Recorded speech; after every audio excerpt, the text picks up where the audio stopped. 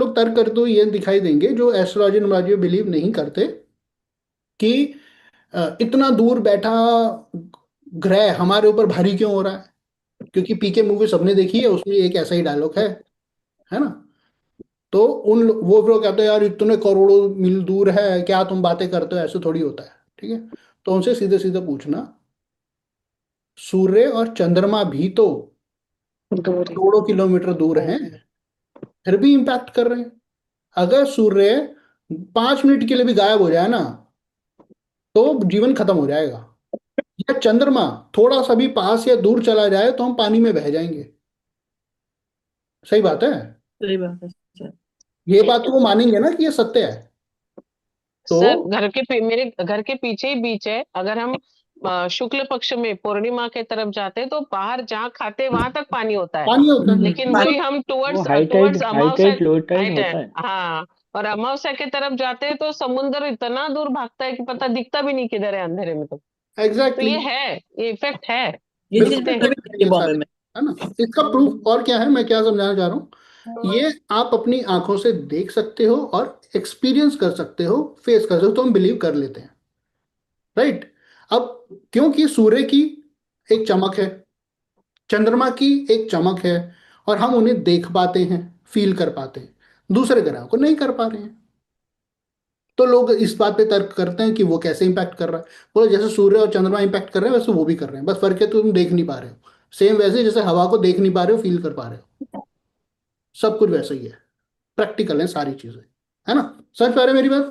जी sir. Sir इसमें ना एक यस। चीज मैं आपको मेरा जो एक्सपीरियंस है, मतलब काफी सालों से मैं ये चीज नोट कर रही हूँ कि जब बारिश आती, बारिशों का मौसम जब आता है, तब भी पूर्णिमा एंड अमावस्या का फर्क बारिश में पड़ता है। अमावस्या आती है तो बारिश कम होती है, और पूर्णिमा आती है तो बारिश बहुत बहुत तेज होती है कि बाढ़ आने के चांसेस हो जाते हैं।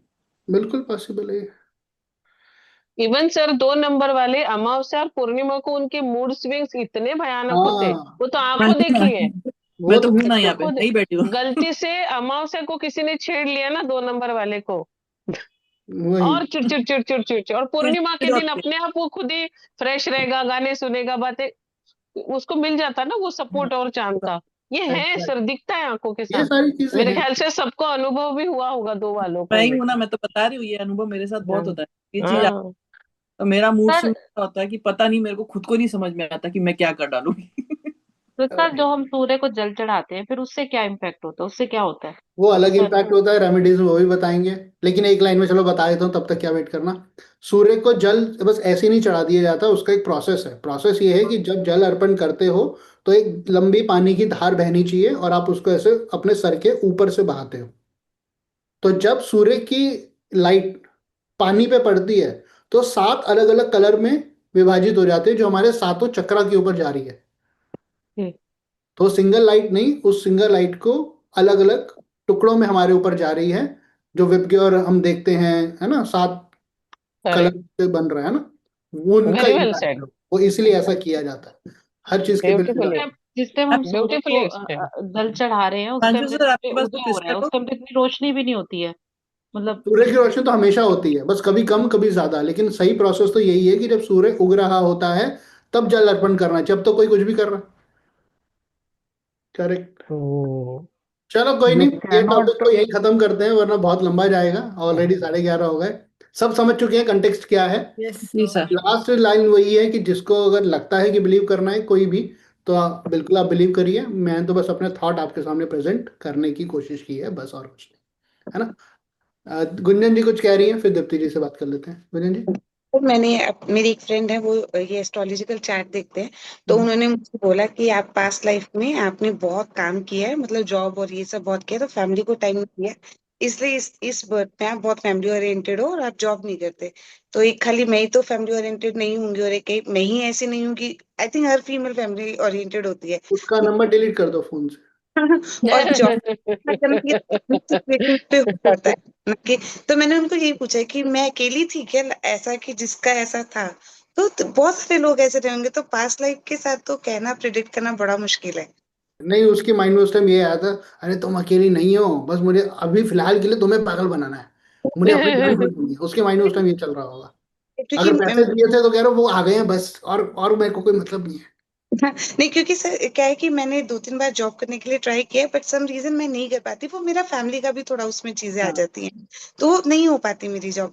तो वो जब मैंने पूछा यार पता नहीं, तब मुझे बिल्कुल भी कुछ नॉलेज नहीं थी, तब मैंने उसको पूछा तो उसने मुझे यही आंसर दिया कि आपने पुराने जन्म में ना फैमिली को कोई टाइम नहीं दिया, बहुत काम किया है, इसलिए भी आपका यही चल रहा है। बोलो, तो पिछले जन्म में तो किसी ने बताया था कि मैं मच्छर थी। अब तो मच्छर की जिंदगी 7 दिन की होती है, कितना टाइम दो। हाँ बिल्कुल। ठीक है, अब वो ना खुद को कुछ नॉलेज नहीं है, जो बताते सब ठीक है। वो सब वो उनके अपने कर्म। ट्रू। लॉजिक चाहिए, थॉट्स के साथ लॉजिक। दोस्तों, numerological do and don'ts episode number 11 में आपका स्वागत है। आज बात करने वाले हैं कुछ कॉन्फ्लिक्ट के बारे में। क्या हो रहा है, कुछ लोग ये कहते हैं कि ये जो प्लानिटरी सिचुएशन के हिसाब से या नंबर्स के हिसाब से न्यूमरोलॉजिस्ट प्रेडिक्शंस देते हैं, एस्ट्रोलॉजर प्रेडिक्शंस देते हैं, ये सब बेकार है। इतना दूर बैठा ग्रह हमारे ऊपर इम्पैक्ट कैसे करेगा, है ना। बिल्कुल सही है, आप अपने हिसाब से बिल्कुल सही कह रहे हैं। यही बात आती है ज्ञान की। आपने उस चीज को समझा ही नहीं जो एस्ट्रोलॉजर या न्यूमरोलॉजिस्ट करते हैं। जब समझा ही नहीं तो आपको चीजें क्लियर होंगी कैसे। चलिए, बहुत आसान शब्दों में इसको समझने की कोशिश करते हैं कि अगर आपको कोई ऐसा व्यक्ति मिल जाए जो ऐसी बहस करने लगे तो क्या करना है। सबसे पहली चीज, समझाने की कोशिश कीजिए, सूर्य बहुत दूर है पृथ्वी से, फिर भी इंपैक्ट कर रहा है कि नहीं कर रहा है। तो इतना दूर बैठा सूर्य इंपैक्ट कैसे कर रहा है दोस्त। इतना दूर बैठा चंद्रमा इंपैक्ट कैसे कर रहा है दोस्त। ज्वार भाटाएं आ रही हैं चंद्रमा के पास या दूर होने की वजह से। फर्क सिर्फ इतना है कि चंद्रमा नजर आता है, सूर्य नजर आता है, इनकी किरणें हमें नजर आ रही हैं तो बिलीव कर पा रहे हैं। इसी तरीके से दूसरे प्लैनेट भी इंपैक्ट कर रहे हैं, बस फर्क इतना है कि आप उसे देख नहीं पा रहे, सेम वैसे ही जैसे हवा को देख नहीं पाते।